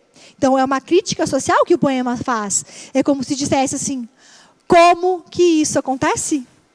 Por que que isso acontece? Como que isso continua acontecendo? É como se essa voz estivesse questionando muito mais do que denunciando. Estivesse perplexa diante dessa situação de morte de 78% das crianças do Piauí antes de elas completarem 8 anos de idade.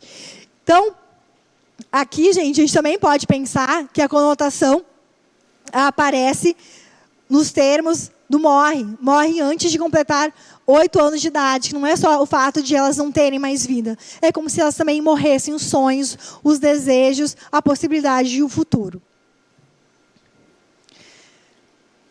E agora a gente vai apresentar uma outra questão que vai trabalhar um pouquinho dessas características da linguagem literária. Mas antes disso, quem tiver pergunta, que está nos assistindo ao vivo ou online em outro momento, mande a sua pergunta para nós, que nós respondemos pelo portal. Nenhuma pergunta aqui? Então vamos à questão comentada. Temos um fragmento do romance de 1975. Lembrando que 1975 é um momento que nós vivíamos o fim, praticamente, da ditadura militar. Nós estávamos entrando no momento de abertura política aqui no Brasil.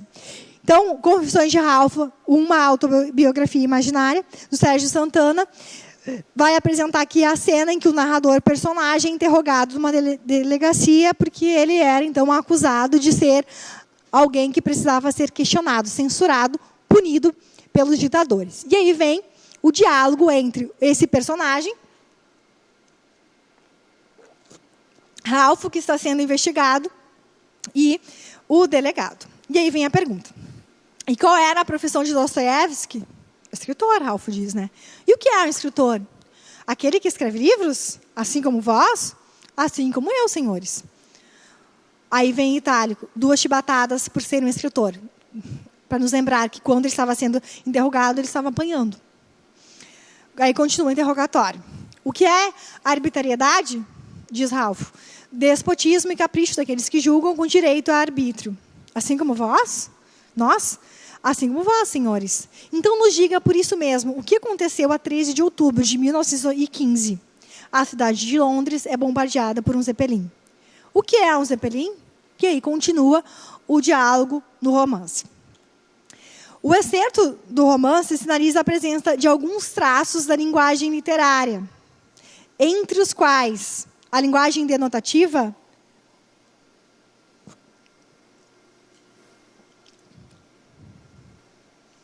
não. Porque se a gente pensar que esse diálogo está reproduzindo cenas comuns nos anos de 1875, a gente vai pensar que aquelas perguntas queriam fazer outras perguntas, na verdade. Então, a linguagem não é denotativa.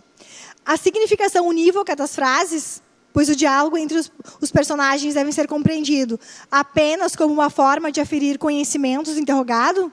Será que ele queria saber, o interrogador queria saber de Ralph se ele sabia quem era Dostoiévski? Será que era isso? Não. A ênfase na composição fônica, ou seja, nos sons, ou seja, no aspecto da ênfase do significante, é para chamar a atenção do leitor, dando musicalidade ao texto?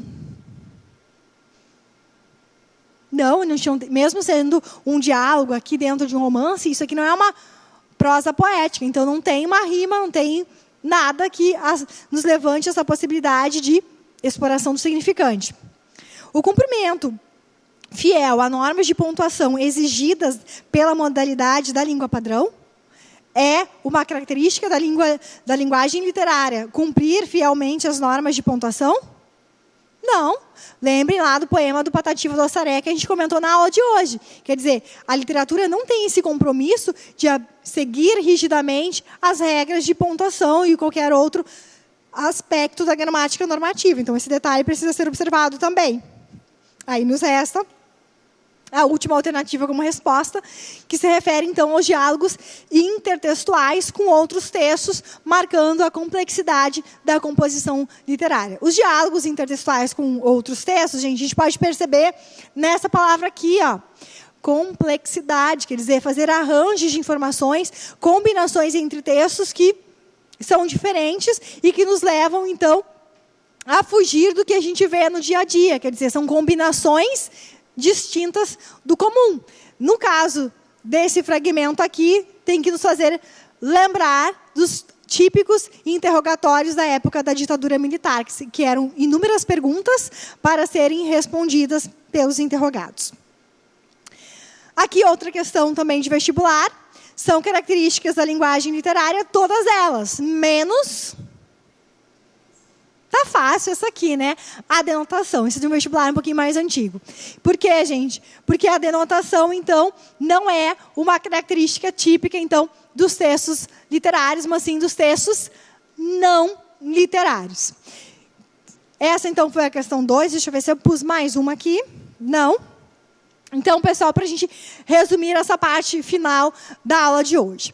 Então, a gente foi destacando que a arte, entre as quais a literária, sempre está calcada nos passinhos relacionados à representação, a diálogos com a sociedade e ao trabalho com a estética. Por isso que faz com que uma obra artística não seja uma obra do nosso dia a dia. Tudo isso pode ser construído com diferentes arranjos que nos levam, então, a diferentes objetivos. As obras de artes, incluindo a literatura, servem para várias funções, entre as quais a função social, cultural, a função de nos fazer refletir e a função de nos entreter. Tudo isso faz com que as obras, no caso das literárias, elas sejam construídas através de uma linguagem específica, que vai ser marcada, então, por 6 traços fundamentais que a gente deve ficar sempre atento para a leitura do texto, que é a complexidade, essa forma diferente de compor, de denunciar, de nos entreter, que a gente não encontra em textos do dia a dia, como as notícias, de ela possibilitar várias leituras, várias interpretações, e por isso que as palavras adquirem significados conotativos, e porque também é possível construir obras de arte literária com várias temáticas e várias formas, várias estruturas que variam no tempo e no espaço. Em alguns casos, há uma ênfase também no aspecto fônico de composição das artes, então a gente deve prestar atenção às rimas, o ritmo das obras, e tudo isso, todo esse conjunto vai mostrar a grande diversidade de obras e de formas de construí-las, que é a questão, então, da variabilidade.